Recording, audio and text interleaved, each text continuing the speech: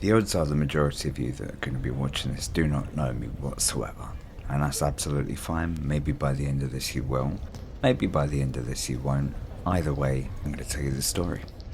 So I've started by narrating and putting up the videos of 2 of the worst days of my trip to Europe, and I put those first because, to be honest, I don't want to see them again. The reason I don't want to see them again is because there are places that I don't know that I should have gone to. I don't know what drew me to go to said places, but I went, and they were both concentration camps. Now my trip to Weimar was anything but smooth. I started off in Sirmione, where I thought that the next day I was just going to end up getting a taxi, and then I'd end up getting my flight from Verona over to Frankfurt, get the first train, end up there in the morning, see what I had to experience it at a normal pace as opposed to rush, and then I'd come back. Well, point number one is because I'd made such a big and busy trip, it did end up that way, and so I did make one error, which is I booked a hotel and assumed I was going to be in Frankfurt the night before, when in actual fact I had booked the flight to get to Frankfurt for that following morning. So I ended up checking as quickly and as rapidly as I could about what would be the most cost-effective thing here. Should I just get a new flight? Should I get a new flight? Would it be cheaper for me to stay in a hotel in Verona for that night? How could I do this? What could be the procedure? I also received a message from Deutsche Bahn saying that my route to get to Weimar had been cancelled and that I was able to get on whichever trains I was able to in order to get to my destination.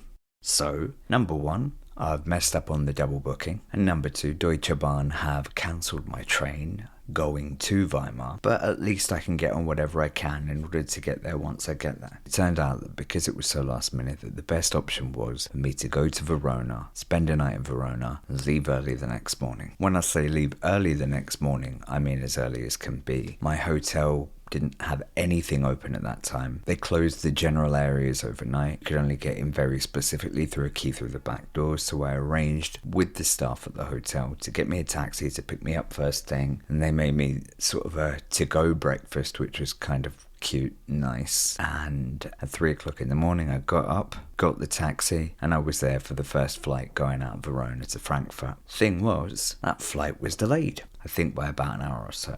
Okay, great, I've already had that delay. Well, that's fine. So I get into Frankfurt and I'm ready and raring. Okay, let me grab my suitcase and I'm off. So I get to the carousel and wait and wait and wait.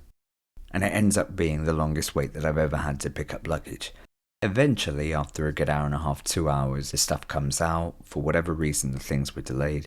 And I grab my stuff and it's sort of, okay, well, now I have to get to the hotel. How do I do that? And I get the wrong train. Thankfully, I realised that after a stop, but still I had to go back, go in the right direction and get there, get to Frankfurt, navigate through what I thought was a decent area around the train station, but I should have thought and investigated that more, because if you know anything about Frankfurt train station, the area outside of it has a bit of a reputation, is a little bit unsavoury, and yeah, not the type of place that you should book blindly. So I get into the hotel, dump my stuff, immediately head out, head right for the train station, try and find the best route to get there, because now I'm already a few hours later than what I intended to set off with, and I hadn't planned to be at my destination for a very long time. So the train's aligned, it's going to depart in a little bit of time. Okay, well, I haven't had breakfast, so what can I get? And I'm browsing around, there's this schnitzel, there's these cool looking sandwiches, there's this, there's that. Frankfurt's main train station is a bustling, crazy mecca. It's great if you're not in a rush. So I board the train. Now I'm going to have to transfer to get to another one together. Okay, fine, simple. It's on and off a train. There's nothing complicated. Get off the train, checking out this place, which, because of course it's spelled similarly, Yormas. I've got a very good friend called Yoram, so I thought I'd snap a photo of that for him, tell him about it, grab some more food, because at this point it's around lunchtime, and keep going. So I get on the train, and immediately I go towards the food car, because it seems like all of the seats are already taken. Okay, fine, I can stand, I don't mind. I just want to get this over and done with and get to my destination, which I'm already going to arrive late to. I stand and I watch as the barman slash barista slash cook behind the counter in the car is doling out beers to all the Germans wanting to go watch the football match and wanting to have a fun weekend. And he's giving all this food to different people who want to feed their families and feed their children, and coffees and breakfasts. And it's quite a spectacle. It lasts for a good period, and then about 45-50 minutes in, the train just comes to a complete stop. And we're all sort of baffled. No one's informed of anything. We are just stopped. Now, we're meant to go on for 3 hours on this train, and we've stopped less than an hour in. Excellent. So we sit and we twiddle, and we're all sort of waiting and looking around. And at one point, this one guy passes me by, a really tall guy, really nice guy, grey hair, wearing a t-shirt with a colourful Star of David, almost in the Pride colours, but not quite. And it says, Jews against anti-Semitism. So he goes and he orders his beers, and I ask him about how things are in Germany. I don't remember why I did, but I sort of told him my story, and that I was heading towards Buchenwald and my connection to it. And he starts to talk about October 7th and everything that took place there and the change in Germany, and that he himself has no connection to Jews as a whole. But he feels the defamation and the anti-Semitism has gotten completely out of hand in Germany, and he's got an Instagram page and a foundation where artists collaborate and do things against the notion of prosecuting Jews again for being victims. We wait for a while, and eventually the announcement is made over the loudspeaker that there's been an accident. A train has collided with a car. There's no further details than that, other than, of course, we'll get moving as soon as we possibly can. And all of us are told to wait patiently, and they'll do as best as they can. So the train ends up being sent back to where we came from to then go through to another station, and it ends up being a lot more of a palaver than initially anticipated. I end up getting to Erfurt, and from there I'm to get a train to Weimar. By this time I'm closing in on 3 p.m. The camp itself is meant to close at 5:30 that day, and I've still got to get there once I get to Weimar station. As I'm drawing closer to Weimar, I'm plotting online my best route, and the initial idea was that I would take a bus from Weimar station to get to the camp, which the bus itself doesn't take much time at all, but the bus is infrequent, and so I have a choice. Either I can wait about half an hour to 45 minutes to then get the bus to get there, and it will still take me all in all about an hour, or I can walk there, and it will take me an hour, but I can definitely be on my way. And again, like I said at the beginning of this, if anyone knows me, I'm not a very patient person. I don't like to wait. I like to feel productive and like I'm moving forwards, even if it is just putting one foot in front of the other. So that's what I did. As soon as I got to Weimar, it was make sure I know which way I'm going, make sure the direction's been plotted, and get going. It's strange looking at these images right now, approximately 7 months after the fact, because I'm looking at it and it looks like not that bad of a place. I mean, it's strange to see the pictures of the survivors in the background, but of course, that's what the place is known for. And I'm sure that the people there now just try and get on with their days and just try and live their lives, despite the fact and the past that hangs over them, and the tourist industry that comes of people related to and curious about what happened. But as I look at this now, with the trimmed hedges, those green squares, the beautiful blue sky, I would be, if I hadn't actually experienced it, I'd be quite interested in going. But for me, when I went, there was a huge cloud that hung over it, an actual intangible feeling, an unease, and that was something I just couldn't shake.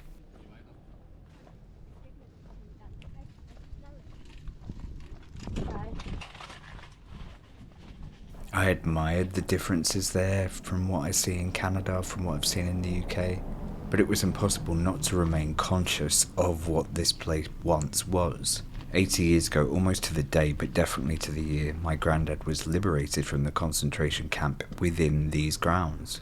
Well, just beyond these grounds, at Buchenwald. But to anyone viewing this or watching my walk right now, I'm sure it seems quite quaint.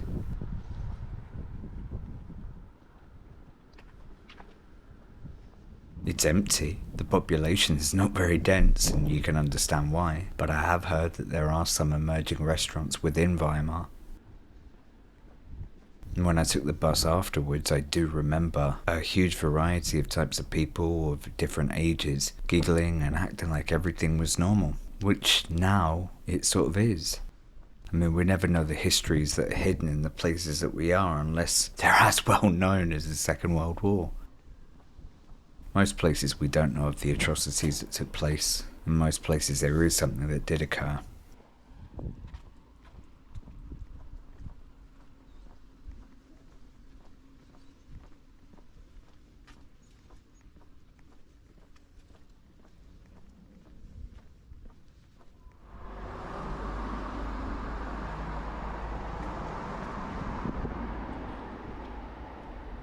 As I told you, I can be a stubborn individual. And no, that's not necessarily a prideful thing that I'm stating, it's just a reality.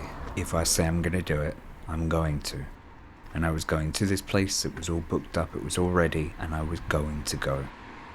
So with these time constraints, I didn't want to rely on buses because Deutsche Bahn had let me down so badly that I didn't know what the bus service would be like in Weimar or in Buchenwald. So it was my feet that took me along.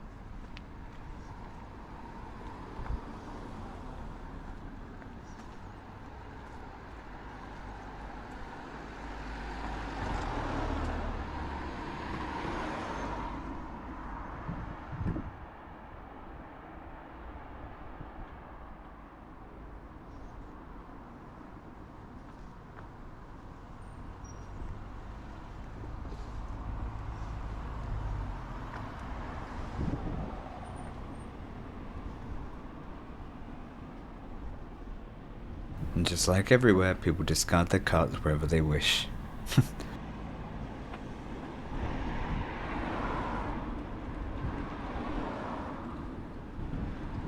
En todas partes cuecen, which in English means they cook beans everywhere.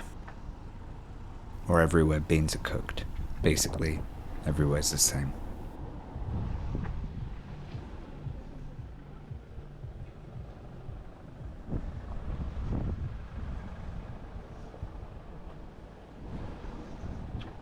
There was definitely a strange feeling hanging over me as I walked. I don't know if it was the trepidation because of what I knew what I was about to approach and what I was about to see, but it was ever present throughout these steps.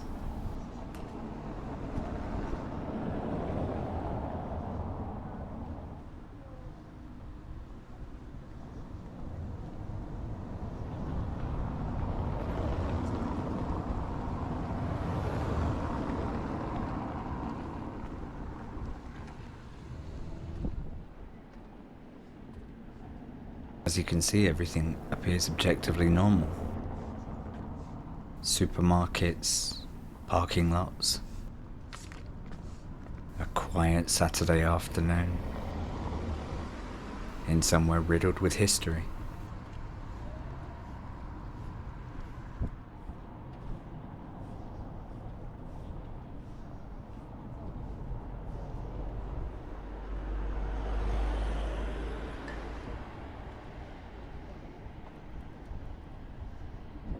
Even political posters.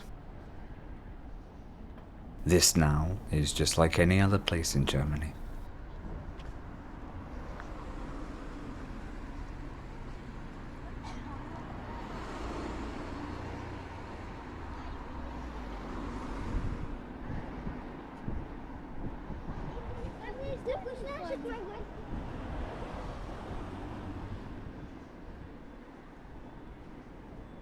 And one has to wonder what it was like for the two people in front of me growing up. And how life would have been post the Second World War when things were just freshly finished. So my walk was to take me supposedly the quickest route.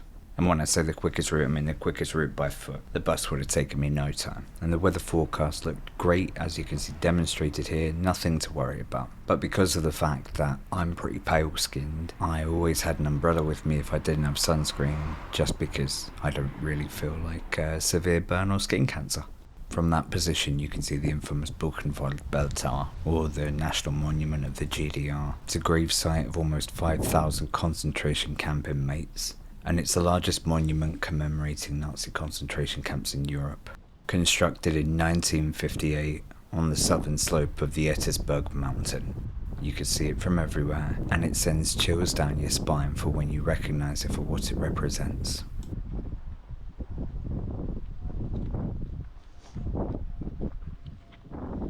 Around about this point I was debating to myself whether I should go back and try and get a bus or try and get an Uber or something like that. But there is no option to get an Uber in that area. I'm guessing you don't have a lot of demand for it.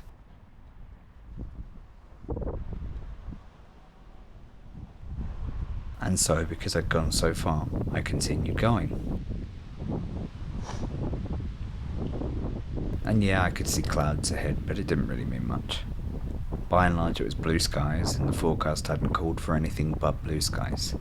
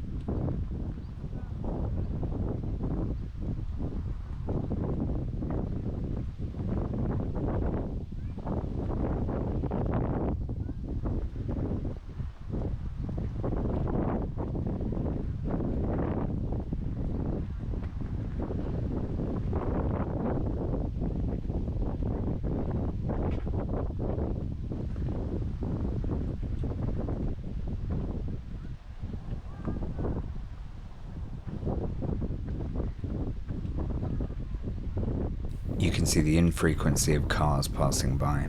The ones that have, as you saw, were just in the distance.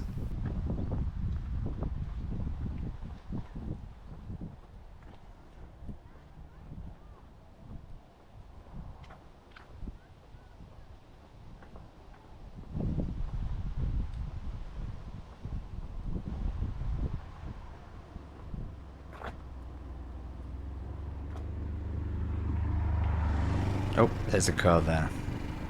Wow. He didn't hit me, which was good, considering there isn't exactly a pavement alongside the road. So you can guess where I am. I do remember around this part my feelings starting to change, because I started to notice up ahead that those clouds that I was seeing were not friendly clouds. And yes, I did have an umbrella on me, but I also didn't know what sort of terrain I would be walking through to get to the camp. I continued following Google's advice and continued going on.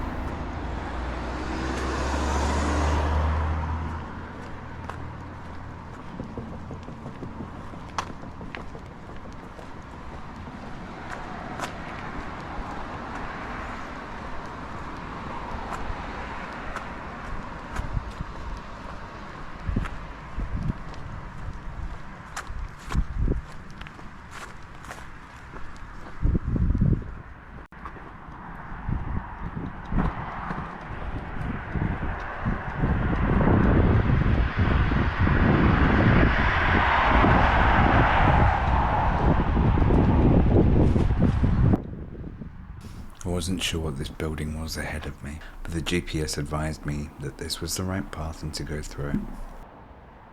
I was reliant on an eSIM for my data, and so I was following what Google Maps was telling me to do.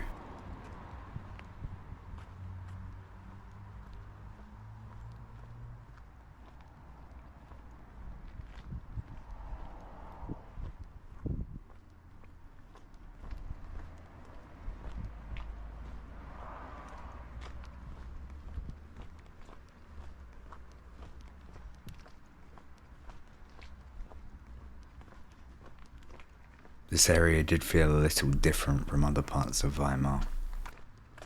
It felt maybe a tad more aged.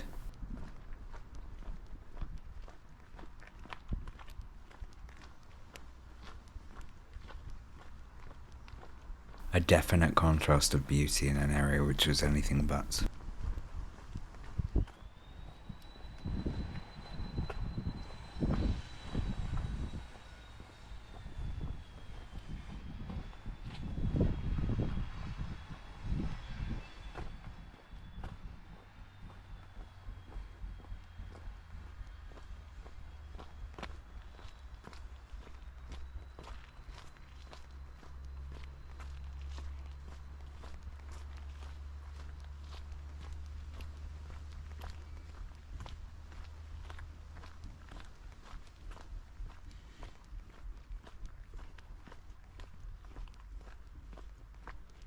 I did expect to see more people along this route. I expected to see a face or two.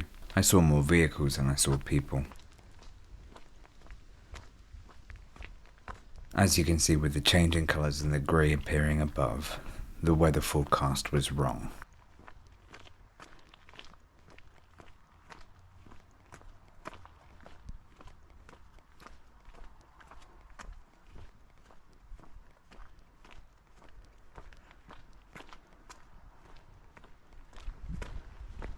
It's very interesting to me how unnerving the quiet can be, and how unnerving silence can be to some. Usually I'm fine with it, but not where I was.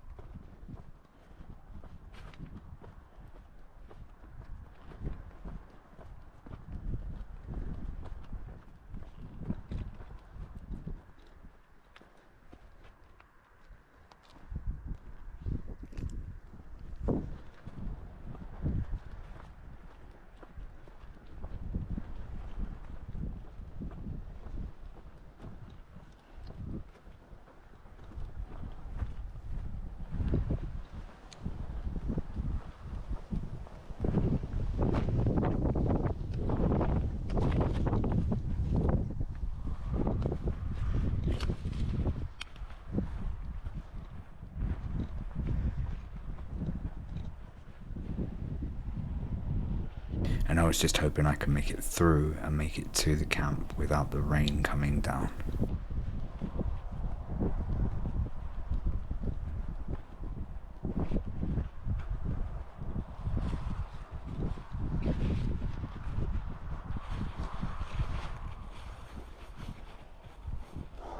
The majority of us have walked through many different grassy areas. You've walked through forest land. Actually, that's a bit egotistical to say. I don't know where you're viewing this from. But I have walked through many forest areas. I've walked through many lands similar to this. Recently, for a screenplay I've been writing, I'd studied a lot about epigenetics and inherited traits and inherited traumas and things along those lines. And you can see the wind kicking in here now. Epigenetics essentially are things which are passed on through your genes of experiences, fears, traumas, things along those lines, which you don't understand where they're from, but they come from your past. I never had the opportunity, sadly, to know my grandfather, but there was something eerie and a feeling of connection to this place. It felt very, very disturbing, and I felt a good degree of irrational fear being here by myself alone in this open expanse.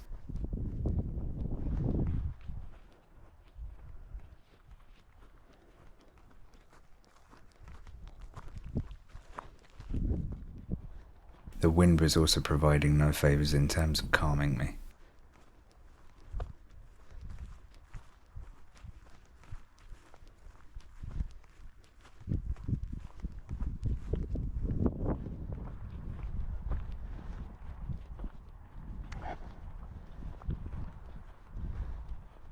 We're now at a point though where I can't just turn back, because there's no predicting whether the weather will impact me on my attempt to get back there or what. But regardless, I wouldn't make it to the camp on time.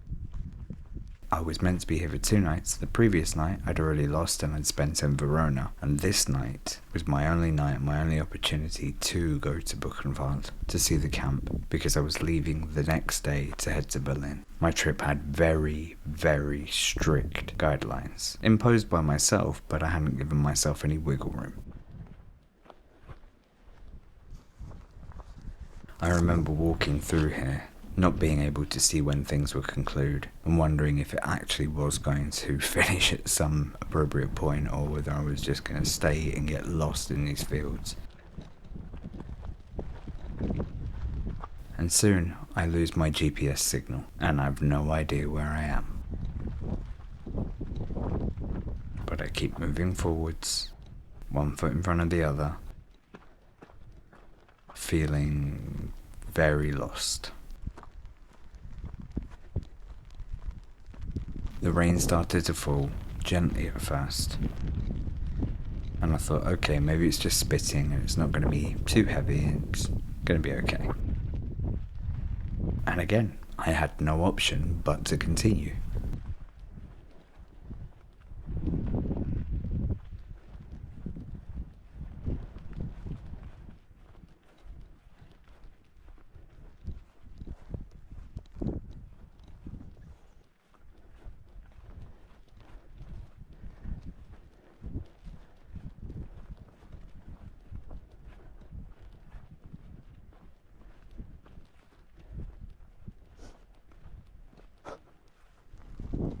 You can see by the impact on my umbrella exactly the ferocity of the wind.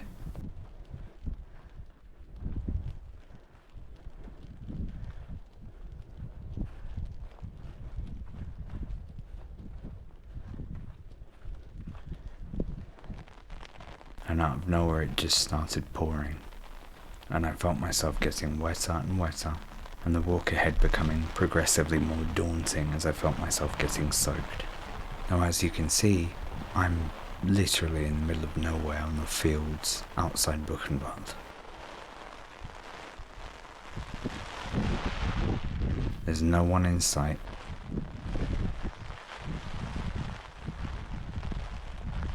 And it's suddenly become extremely cold. Bear in mind, this is an afternoon at the end of September 2024.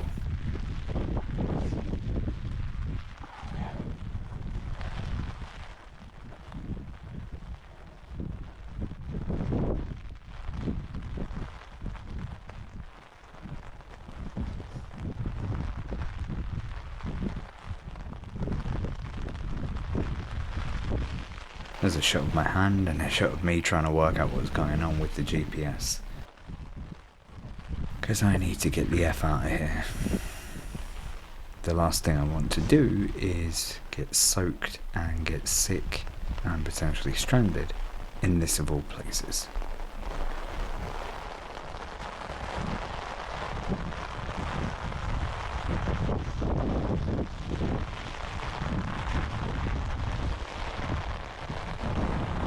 I'm struggling to keep a hold of stuff, and you can see how wet it is on my hands because the wind wasn't playing in accordance with the rain, and it would blow and push the umbrella one way, and then the umbrella would remain largely useless.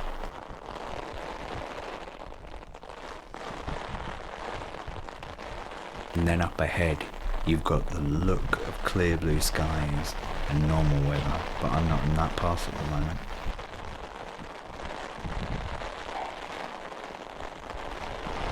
I'm getting heavy rains which aren't properly depicted through what you can see through the lens, but they were a lot heavier, or at least my memory is that they were a lot heavier than what we can see right now. I kept going further and further. My Asics trainers somehow were completely soaked through, and I'd spend the rest of the night when I got back to Frankfurt trying to make sure that they got dry with a bloody hairdryer, because $200 trainers apparently don't have the option to not permeate through the tops. But that's a side complaint. Right now I'm just trying to make sure I can get to the other side of this weird torrential downpour.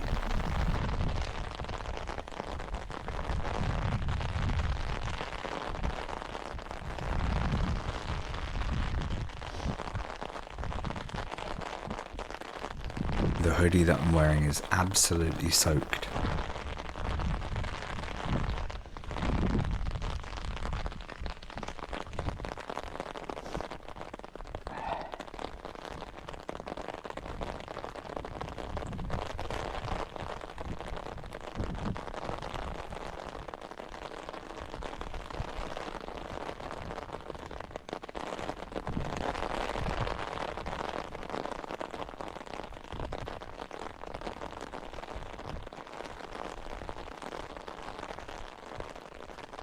And now all I can see, as you can see to the left of the frame, is sheep. So this is clearly part of a large farm. Excellent. They seem to be able to weather it, if you'll excuse the bad pun. So should I.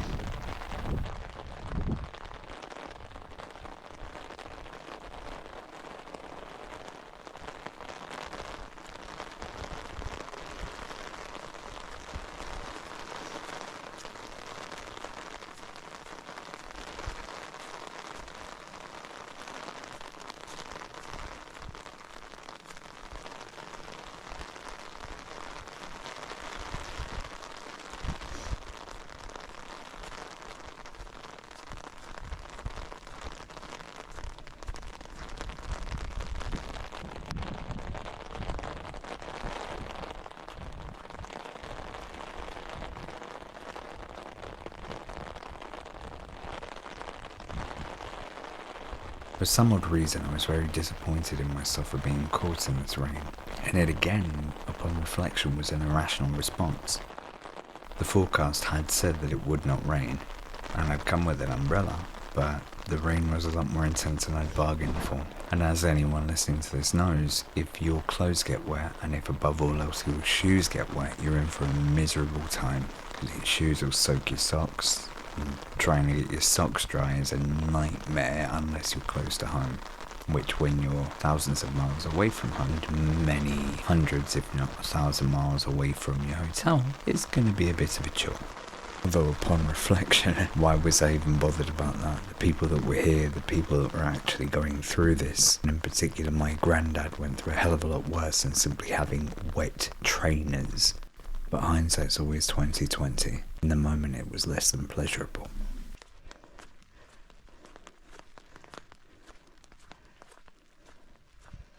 And just like that, it stopped raining, or slowed raining, and eventually stopped. But I am now soaked.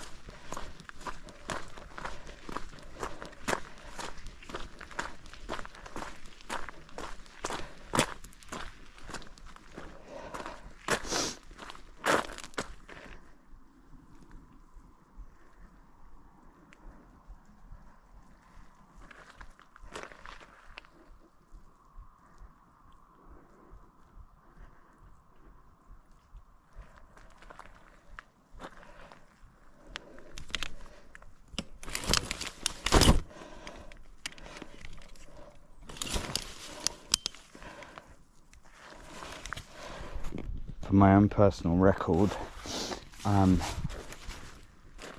I just saw the tower and started shivering and shaking, and the whole thing has felt all too fucking familiar. Yeah, this is a bit insane.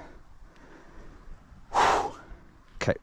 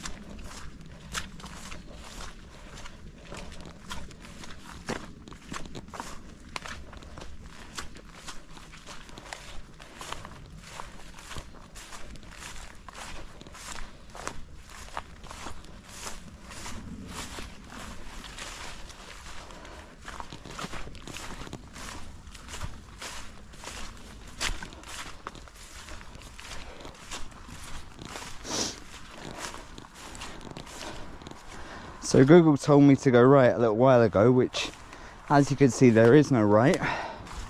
So I'm going to continue to where I hear a road and hope that that's where I can end up.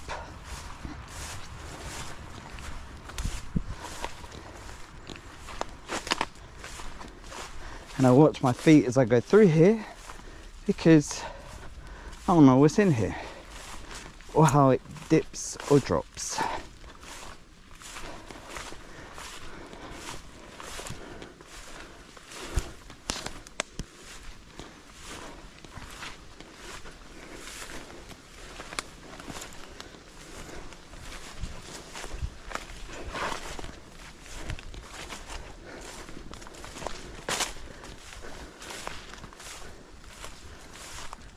Fucking excellent. Alright, we'll try this way. Oh, there is a path this way. Just gotta get to it.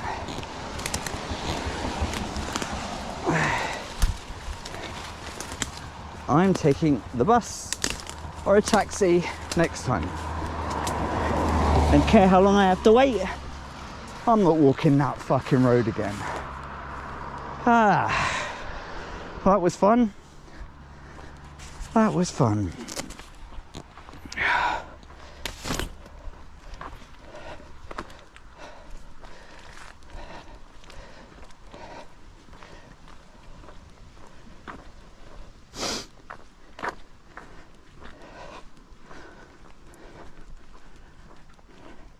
What am I complaining about?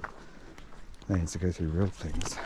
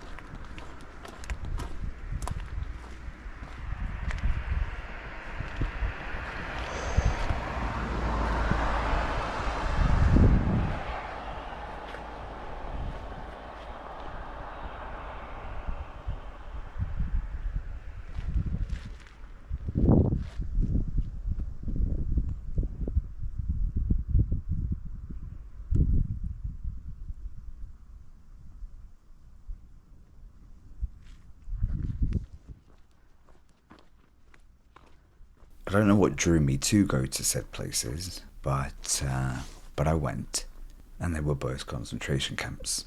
One of which was where my aunt was taken there at the age of 7, and she was gassed for the crime of being a little girl with a certain religion. What happened to her was during the worst of what was going on in Czechoslovakia at the time. My grandfather and grandmother decided that it was best for her survival that she be seen as potentially Catholic and have nothing to do with her faith and have nothing to do with Judaism. So what they did was sent her to a Catholic orphanage in a nearby town called Nitra. They lived in Trnava. Not a great distance between the two, but it was her greatest chance of survival. Put her in the orphanage. She has no parents. She has no history. Have her blend in. She can survive. Well, when the Nazis did finally make it to that orphanage to find out who was Jewish or not, the nuns pointed out my aunt and the other Jewish girls, and they were taken, rounded up, and eventually brought a long way away to Auschwitz. On the other side of the spectrum, there was my granddad, a well-renowned Jewish dentist who, amongst other people, looked after the Esterhazy family. Now, if anyone knows about the name Esterhazy, they were very well known. They're a Hungarian family. They've got their names on buildings everywhere. They have vineyards. They have a lot. There's a huge legacy with them. My granddad was one of their dentists. Through the connections to him, my granddad managed to evade capture for a good number of years. He didn't get captured until towards the end of the Second World War, and at that point,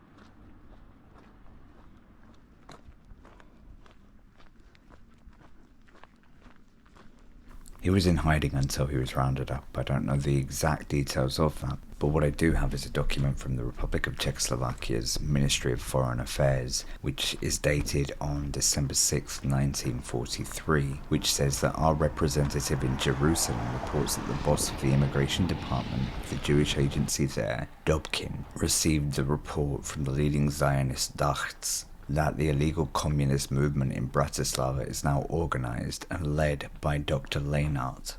This was a report on the illegal communist movement in Bratislava. And something dated November 26, 1943, reports that the head of the immigration department of the Jewish agency, Dobkin, received a message from the leader of the Zionist Dachts in September of that year that the illegal communist movement in Bratislava is now organized and led by Dr. Leinart. Now, I haven't been able to yet find out the exact chronology following that, but the assumption is that he was picked up shortly after then. He was taken to Auschwitz, where he spent approximately 6 weeks, and then he was taken from there to Buchenwald, where, because of his skills as a welder, he was put to use in terms of creating German warplanes and things of that nature. And following that, thankfully, he ended up being liberated by the Americans in 1944, only to discover what had happened to his daughter.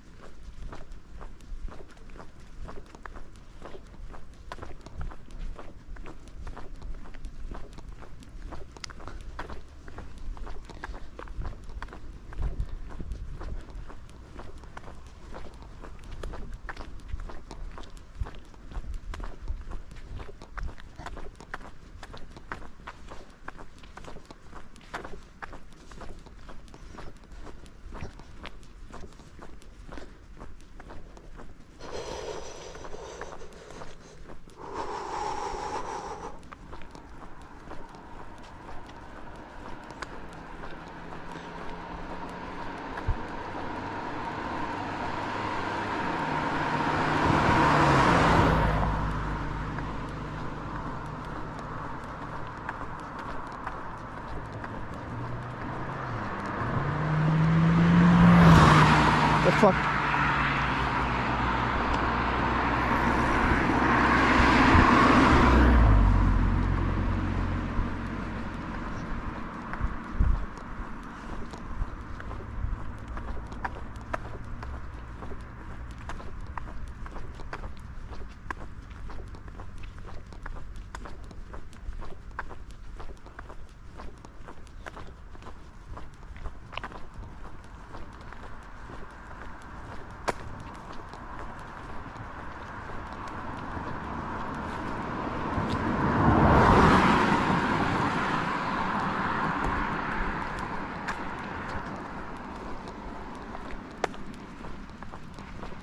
You can tell they're not German because Germans actually obey speed limits at all times,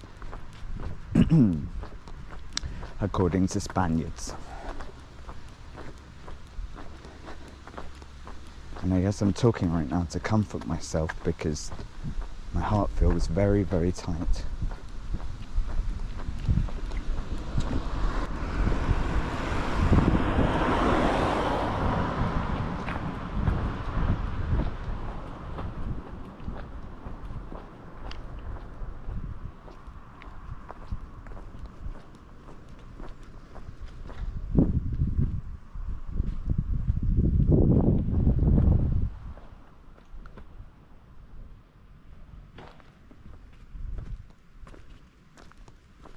Why does this feel so familiar?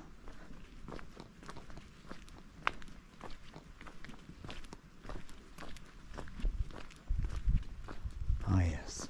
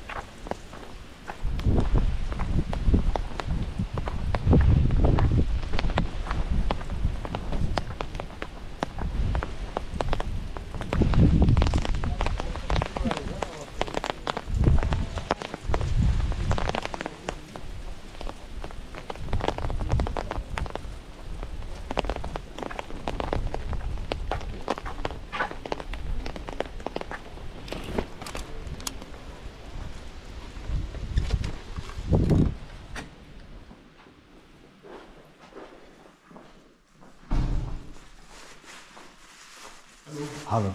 Do you speak English? Yes, I do. I'd just like to know where the historical buildings were. My grandfather was actually liberated from here, and so I haven't got much time before I have to leave. So if you could tell me where those are, I'd be really appreciated. Yes, it's a little bit late, so the museum is going to close at 5:30. But Okay.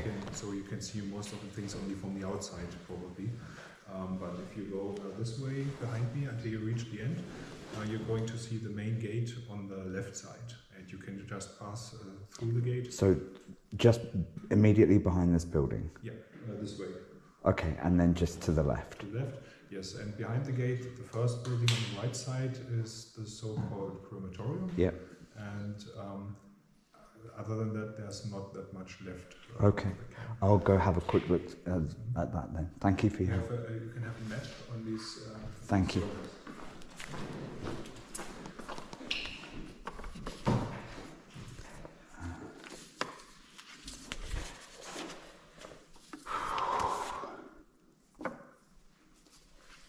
Thank you very much. And we're going to close this place at 6, but in the outside area you can explore that. Okay, yeah, no, I have to get going very soon as well to get a train back to Frankfurt. So I'll just go there quickly and then I'll come and I'll ask you how I can get back. Yeah, maybe something that might be interesting to add some more informational value would be the audio guide. You could download that to your own phone. It's for free. And maybe that adds something also on your way back. You can. I think I'll probably look into that later. I've just got to quickly go and get it. But thank you very much.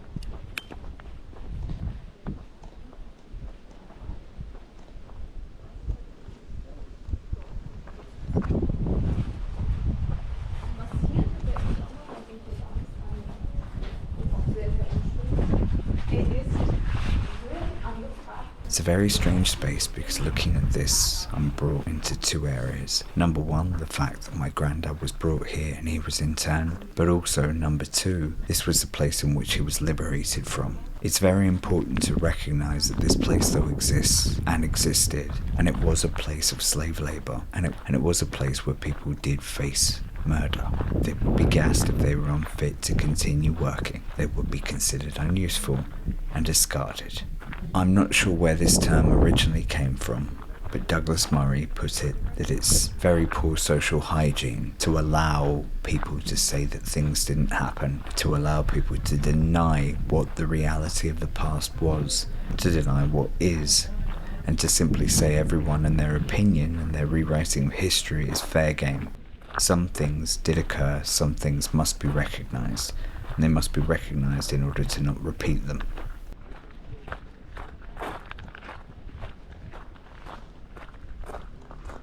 Walking around here, I had a very strange sensation throughout, especially in the fields surrounding the grounds.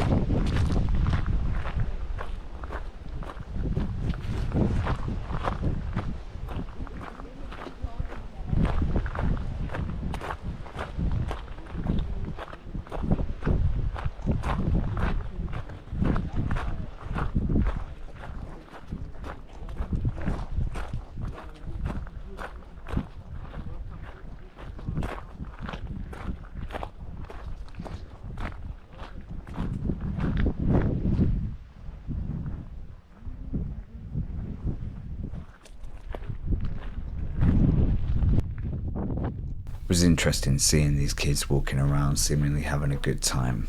Again, like the other camps, it seems like these places are designed almost as a part of historical entertainment. And again, because my story connecting to it is very personal, I looked upon it in a different way, but maybe I'd have been a lot more desensitized if I hadn't had such a distinct connection to it.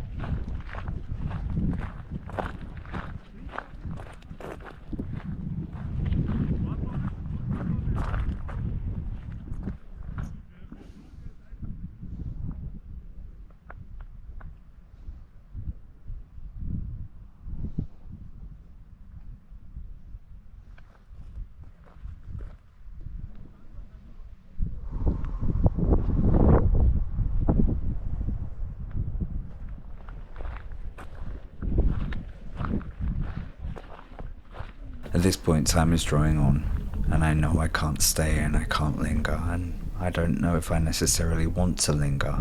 I'm here to visit the place and I'll never return again.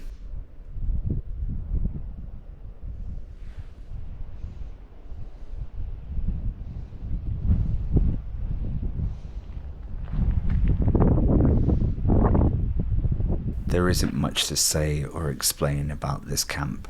Or more so, there isn't much I can say or explain about this camp that you can't find content of and information about in other videos, countless books, countless other places. So for the next little bit, I'm just going to let you look around and see what I saw. There is an unedited version of this, there'll be a link in the description, but this is the slightly edited version here.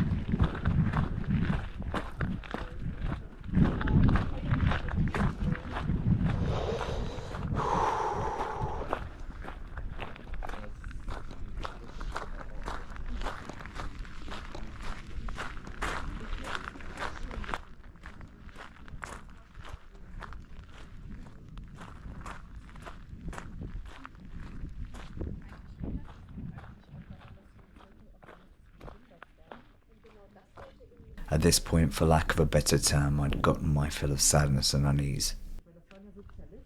And I'd gotten an email from Deutsche Bahn telling me that the train, this time my return, had also been cancelled. So my route to get back, which again was meant to be simple and straightforward, was not going to occur. Now the good thing about Deutsche Bahn is if they do cancel whichever trip you have, you can get on whichever train to find a route back to your original destination. Now for me, the only way back to Frankfurt was via Nuremberg on the way to Munich. This was something I wouldn't find out until shortly afterwards.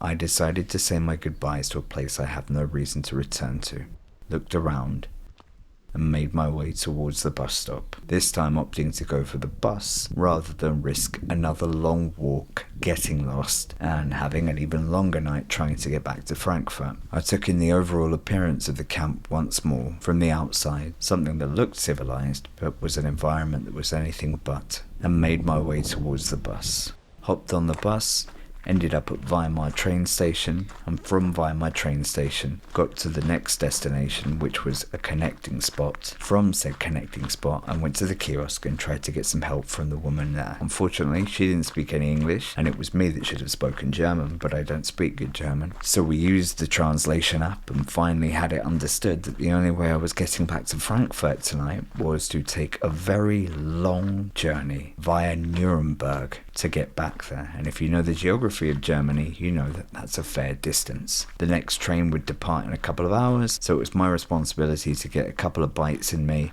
and then wait. And then grab a beer when I was in Nuremberg, a very, very bad, disgusting beer, which I got a bitter orange spritz, and yeah, I do not recommend that.